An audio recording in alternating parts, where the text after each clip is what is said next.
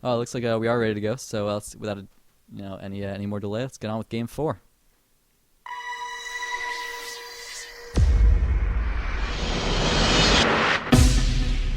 Link engaged. All right, so interesting turn of events here. So you can see as we have Root.Drewbie as our red Terran dropping in at the bottom left base here. But at the top right, we actually have mouzMorroW, who switched back to Terran. So my only guess here, now this is pure speculation, but my only guess here could be that, perhaps he was getting a little frustrated with Zerg in that last game and decided he wants to battle Drewbie out at his own game. He wants to battle him out with his own race. So switching back to mouzMorrow's original main race, which was Terran, we are going to see a Terran versus Terran here.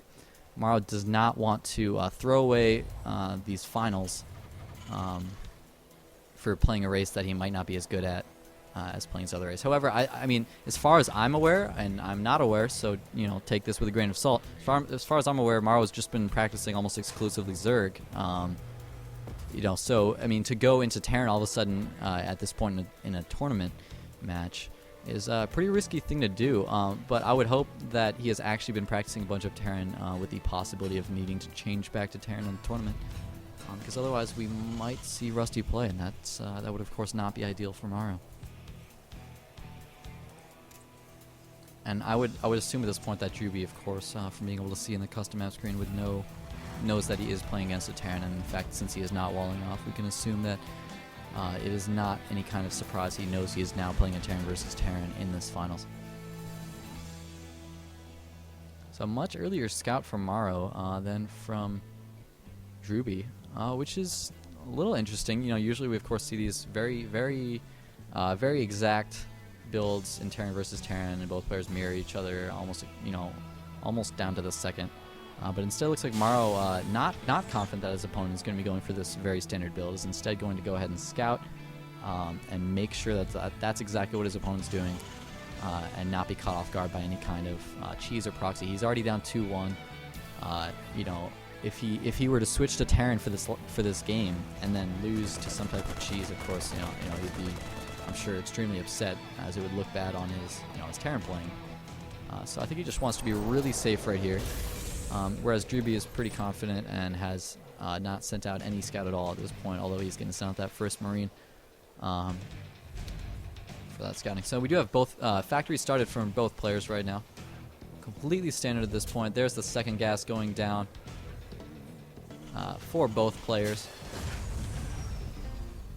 He's going to move that barracks over there to make an add-on to switch out for his factory. It is going to be a tech lab, so we are going to be seeing tanks from both players, which is of course very standard at this point. We do see a bunker going down, however, for mouzMorroW. None going down for Drewbie at this point.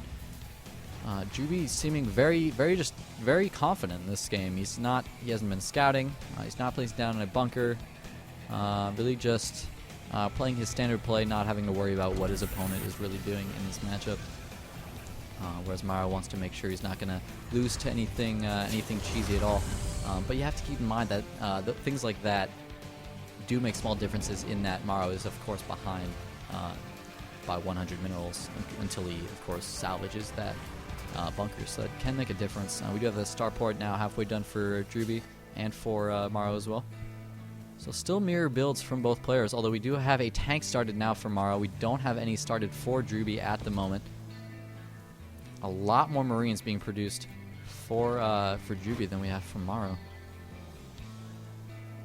Still, no. It looks like mouzMorroW is actually, Drewbie is actually pumping out Hellions as a. I thought he was going to be continuing. After that first Hellion, he was going to produce some tanks, but he's just continuing to produce Hellions. He's producing a medevac now.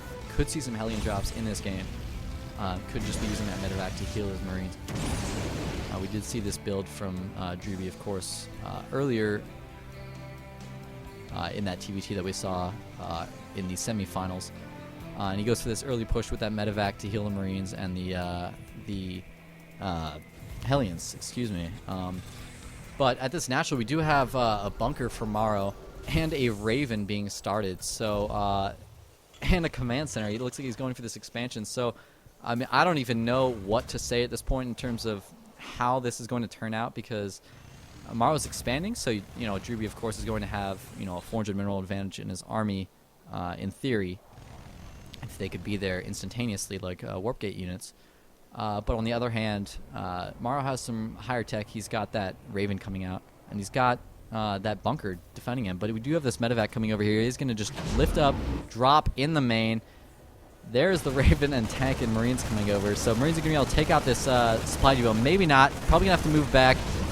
Just lifts them up. Doesn't want to take too much damage. I don't believe Siege Tech has even been started. I don't think he's going for Siege Tech in this game. That's right. It has not been not already been researched and has not been started. Raven's just continuously being produced from Morrow, whereas Drewbie is actually starting to follow suit as well. Starting to produce those Ravens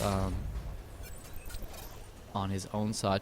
And is starting his expansion of his own. So that's going to be way behind Morrow's. That's really going to create that type of timing where Morrow can hit his opponent right as that command center gets down in the natural. He'll have an economic advantage. But here come the 4 Hellions out of sight range for Morrow. Now he's going to see them coming. Is he going to pull these SCVs in time?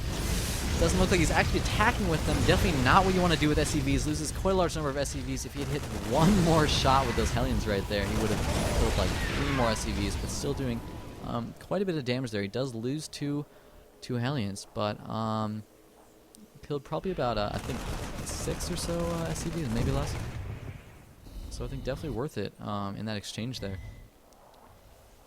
But we do have Siege Tech finishing up now for Morrow and just starting for Drewbie. So yet again, Morrow's going to be a little bit ahead in that tech, and the fact that he's got this expansion getting down right now means that if he just pumps units off this expansion, oh my god, here comes another Hellion drop. I can't, I gotta interrupt. This Hellion drop not doing any damage so far, but it might get, they're stacking up all the SCVs. Getting a couple more SCV kills. Everyone counts. Everyone matters. He should be target firing that mule. But he probably just wants to get rid of the SCVs, which are permanent. Mules not. This Hellion has 6 kills at this point. Who knows how many the others had. Now just coming down, he's going to be able to see exactly what his opponent has. Getting a lot of scouting right now. It does die, but he got full vision of what his opponent was doing. He sees that expansion down there.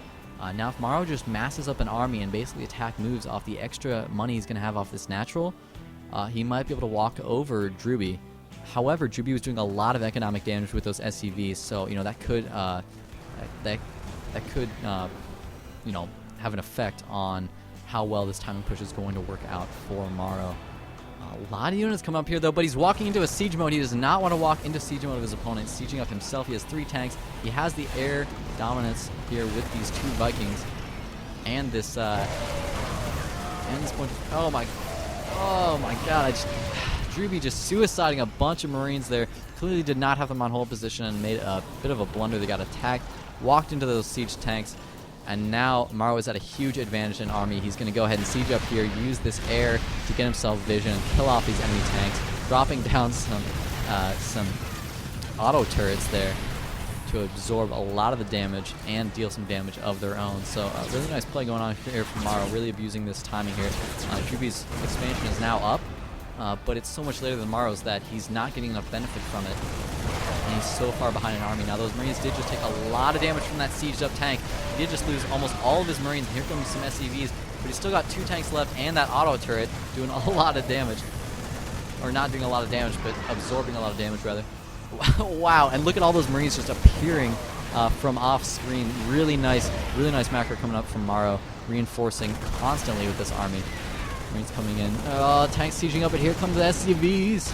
Marines are trying to kite. He's taking a lot of friendly fire. That first tank dies, but the tanks in back are doing so much damage. And it looks like Drewbie's taking a lot of damage from this low HP tank in the back. Drewbie forced to call the GG. Wow. Wow. Excellently played by Morrow. That was just, I mean, he held off. He didn't have to deal with that, that first aggression from Drewbie. He held that off. He had that first bunker so that Drewbie really couldn't do anything at his ramp, and he held off those drops from Drewbie pretty well. He lost a bunch of SCVs, but he did a pretty good job. He did an okay job defending it, definitely well enough to keep his economy in good standing. And now that he got that expansion up, he's able to give himself a huge economic advantage and really push that timing window they had to secure that victory. So really amazing from Morrow that he can switch to Terran and secure that win. Now it is going to be 2-2. Let's go on to this final 5th game. I cannot wait.